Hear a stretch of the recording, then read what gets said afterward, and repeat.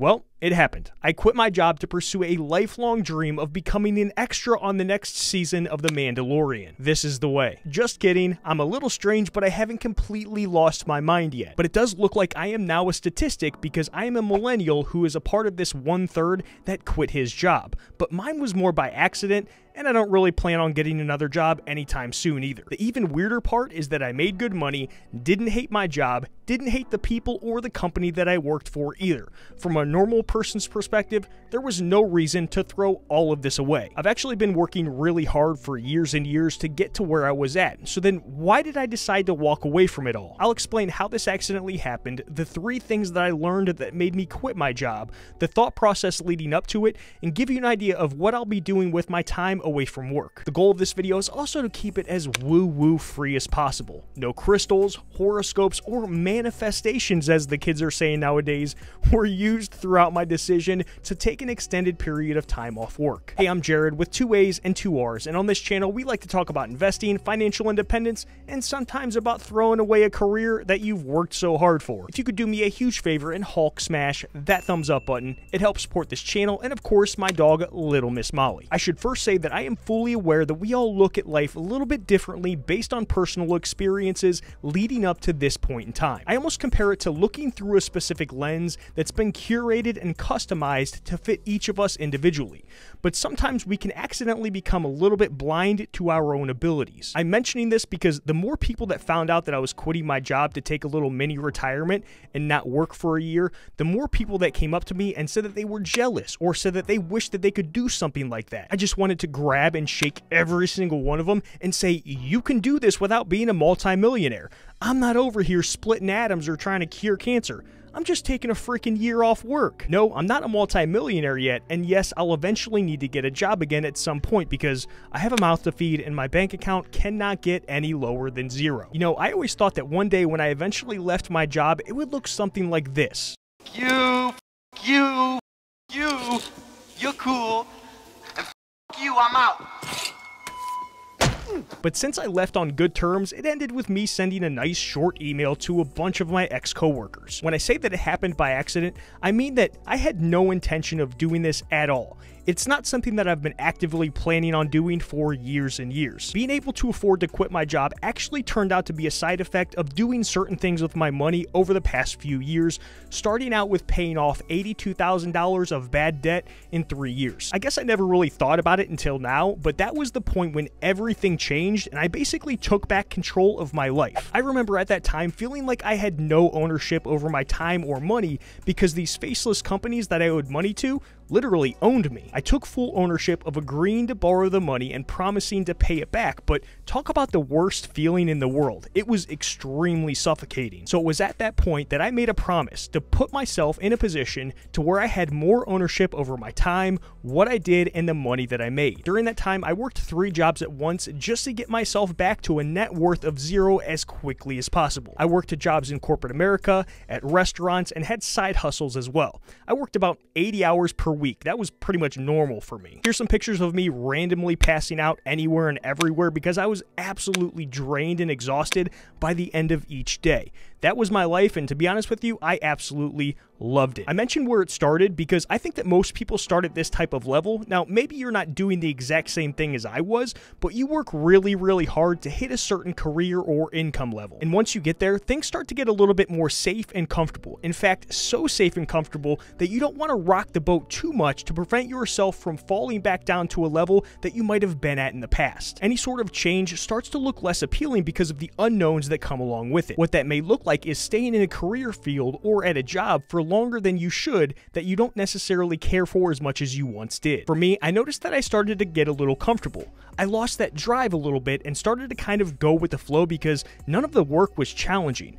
Then one day I looked up and said to myself, what the f are you doing? You don't hate your job, you don't love your job, but you don't necessarily enjoy the work. It was like I was just going through the motions. In my mind, this is an extremely dangerous place to be for too long. Basically just running in place on a treadmill. Yeah, you're putting in effort, but you're not going anywhere. At least if you love your job, then you know that you want to stay. At least if you hate your job, then you know you need to find a new one. But to just be indifferent about your job, holy smokes. Now, that feeling really scares me more than anything because there's not an obvious reason to stay or go. If anything, the work just became more annoying than enjoyable or even tolerable. Too many times, I would be sitting there doing work and I would think to myself, this is so stupid. That's when I realized that I've outgrown the work. So I started to look for other positions inside and outside the company, and nothing sounded even slightly interesting. I don't know about you, but when I come to points like this in my life, I like to think out into the future in 5, 10, and 20-year time periods to get an idea of what life would look like if I continued down my current path. And what I saw, I was not a huge fan of. It looked pretty miserable. Then I started toying with the idea in my head of just taking a year off work from the corporate world to kind of spend some time doing things that I actually enjoy that I know will challenge me a lot more. At that point, of course, the doubt and questioning of this insane thought started to enter into this little brain of mine. I started to think to myself, who do you think you are to be able to not earn any income for a year? Why would you leave a safe, stable job that pays the bills? If you stick with the current plan, then you can retire early in no time. What if you fail? What if you run out of money? The question of what if you fail really got to me. I spent quite a bit of time working through this in my head, which I'll share with you in a minute because I've kind of shifted my thinking about this over the past couple of years. When all of those questions started to come up, that's when I remembered two things. Now, the first is something that I read from Seneca, who was one of my favorite Stoic philosophers. He said that we suffer more in imagination than in reality. None of these initial thoughts that I had were even real. They, of course, felt very, very real in my head, but they weren't. They were just these stupid stories my imagination came up with to keep me doing the same things because it's safe, comfortable, and meant that I wouldn't have to go out of my comfort zone. The brain is funny like that. It's always looking for shortcuts and the path of least resistance. While not always a bad thing necessarily, I think it has a negative long-term effect on certain decisions that we make in our lives. Next thing you know, we're 20 years into the future and your life hasn't played out exactly how you would have liked. Regret sets in, and there's not enough time to correct course. The second is something that I heard Jeff Bezos say years ago that I'm always trying to implement into different areas of my own life. He called it the regret minimization framework. So I wanted to project myself forward to age 80 and say, okay, now I'm looking back on my life. I want to have minimized the number of regrets I have. I was not going to regret having tried this. I knew that if I failed, I wouldn't regret that. But I knew the one thing I might regret is not ever having tried. And I knew that that would haunt me every day. So I thought to myself, at age 80, what will I regret more? Not at least attempting to take 1 year off work, or will I regret continuing to work at a job that I don't really enjoy? It's pretty insane how reframing the question like that makes your decision extremely obvious. Now, fortunately, I had been doing the right things with my money for years, so I was able to take advantage of this opportunity as quickly as possible. When you're thinking about leaving a safe and comfortable job, the fear of failure or a negative outcome due to that decision starts to become something that you really have to grapple with in your own head. What if things don't turn out the way you'd like them to? What if you end up having to go back to the same type of job that you just left?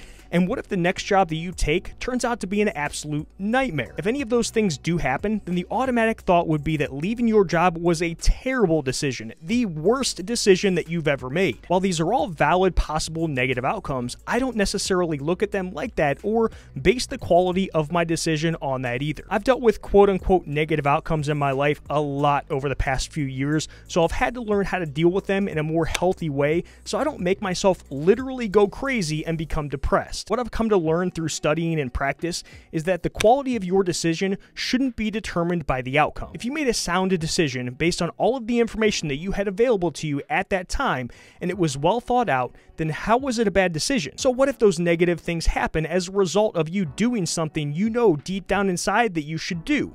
You're only determining that it was a bad decision because you now know the outcome. But you didn't know what the result would be when you made that decision. Most positive and negative outcomes in life have way more luck involved than we give credit. The psychology world refers to this as outcome bias, or I've also heard it referred to as resulting. There's always three sides to every decision. You leave your job and everything turns out perfectly. Was it a good or bad decision? You leave your job and everything turns out to be a freaking mess. Was it a good or bad decision? You leave your job and the unpredictable that you 100% could not plan for happens, sometimes referred to as a black swan event. Was it a good or bad decision? Nothing changed in either scenario except the outcome. So then why let the outcome determine that you made a bad decision?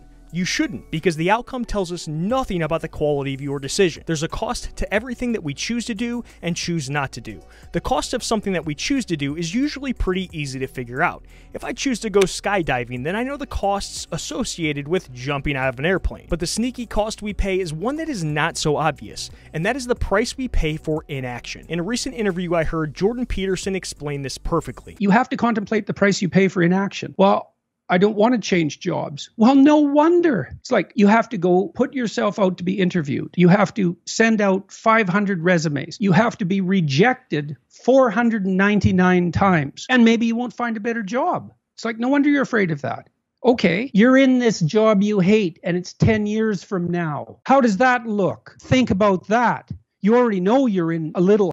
You know perfectly well it's going to get worse. Which is more frightening, action or inaction? Well, the thing about inaction is you're blind to it, So you can hide from it. Do not make the assumption that inaction has no price. And so then you think, I'm terrified of this, but I'm even more terrified of that. The price of inaction for me was hitting 65 and wondering, what if I would have taken that year off work? What would have happened? What would I have been able to do?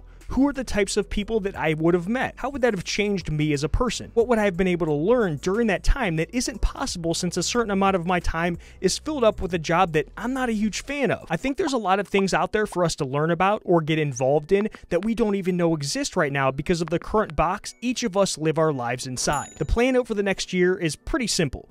Do more things that I want to with zero restrictions. Lucky for me, I'm a pretty simple person who doesn't need a lot of money to do those things. Right now, I have some trips planned around the US to visit family and friends. I also have a bunch of concerts that I'm going to because I absolutely love live music, and I also plan on doing some hiking and camping trips as well as some volunteering. On top of that, there's a few hobbies that I've always wanted to try that I'm going to pursue during this time. This might not be as obvious, but I'm still going to be making YouTube videos as well. Not because I have to, since I don't need any of the money to live off of, but because I enjoy the work and I enjoy talking about money in general. I also know myself well enough that productivity is extremely important. If I have YouTube things to work on here and there, then I'll be able to enjoy the other parts of this mini retirement a lot more. Look, I am not recommending that you quit your job today, tomorrow, or in a week from now.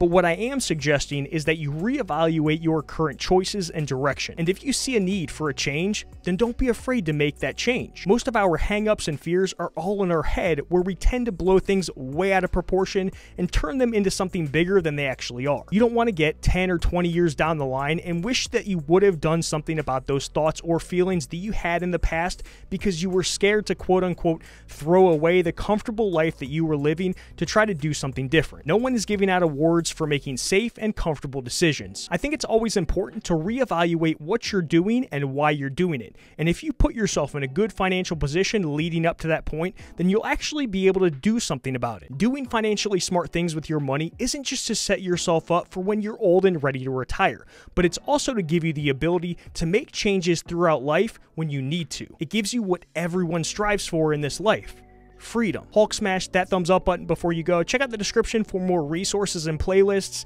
to help with all of your personal finance and investing needs. I'll see you in the next one, friends. Done.